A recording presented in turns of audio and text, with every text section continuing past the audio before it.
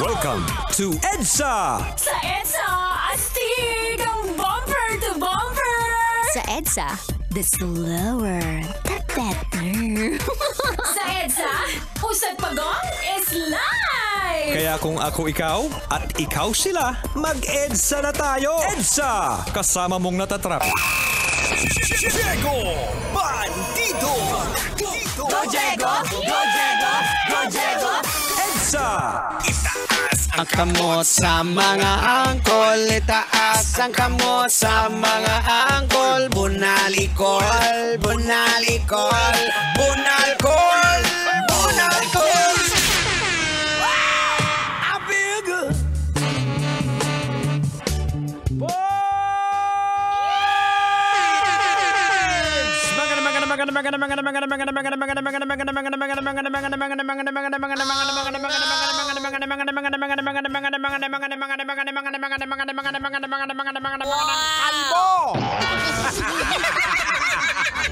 Sa inyong lahat, maraming salamat!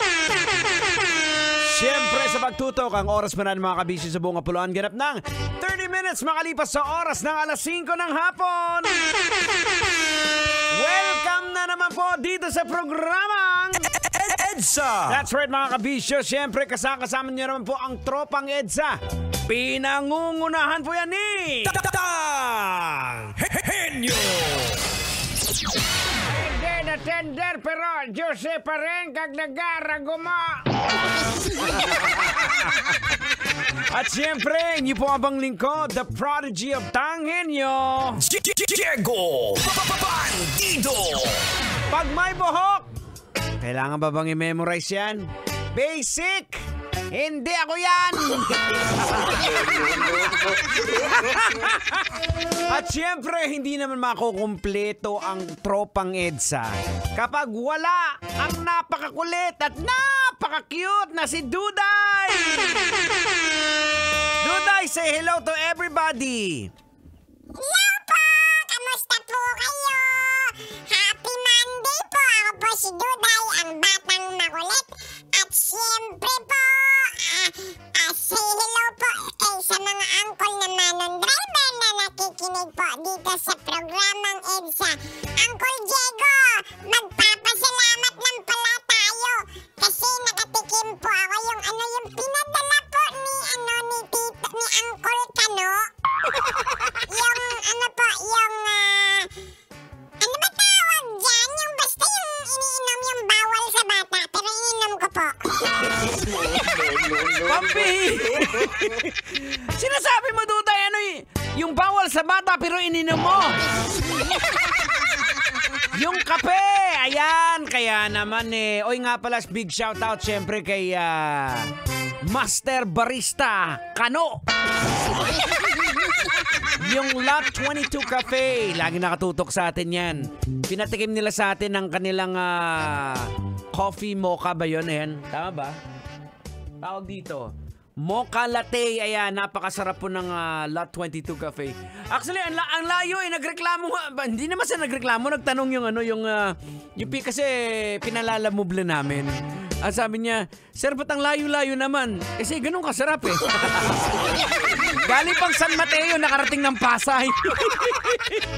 Alam nyo na. Kung may gusto kayong ipatikim sa amin, padala nyo lang dito. Para-paraan. Ayan, maraming salamat sa mga kabisyo po nating nakatutok. At syempre, galing from the weekend, kamusta po ang naging weekend po ninyo? Ikaw, Angkol, nakapaglabas ka ba? O nakapaglabas? I mean, nailabas mo ba si Mrs., yung mga bata during the weekend? Ayan, kinakailangan you have to find some time, mga kabisyo, na mailabas yung mga misis ninyo, yung mga anak ninyo. Find ways. Kahit sabihin nyo na ay walang pera, may mga paraan naman po na hindi ka gagastos.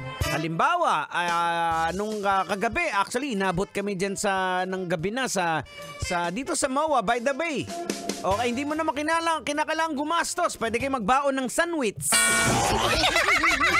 Tapos tayo lang kayo dun. Amoy-amoy lang kayo ng simoy ng dagat. Diba? Para-paraan ika nga. O, diba, Angkol?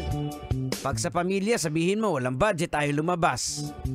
Pero pag sa mga kulukadidang, ginagawa ng paraan, nangungutang. Bad yan, Col. Tigil mo na, Col. Baka ano pa mangyari sa'yo. Baka sa sobra mong gawa ng hindi tama, ng mali, dahil kasalanan yan, gulat ka na lang isang araw. Pagising mo, bakit ka nakalutang? Tapos yung mga tao sa paligid mo umiiyak na. Binawian ka na pala ng buhay. And speaking of mga kabisyo, binawian ng buhay. Ito po, nakakalungkot po na mabalitaan po. Isa pong batikang artista na si... baka magkamali ako ng pangalan. Tama ba? Si Jacqueline Jose. Yan, oo. Yung nanay ni Andy Eigenman. Nakakalungkot po mga kabisyo. Well, sana hindi po mangyari ito sa atin, ha? Anyways, mga kabisyo, tuloy-tuloy pa rin po ang bakbakan ng programang EDSA.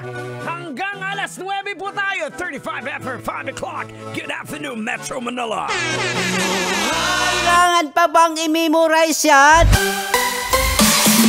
Love Radio. Basic!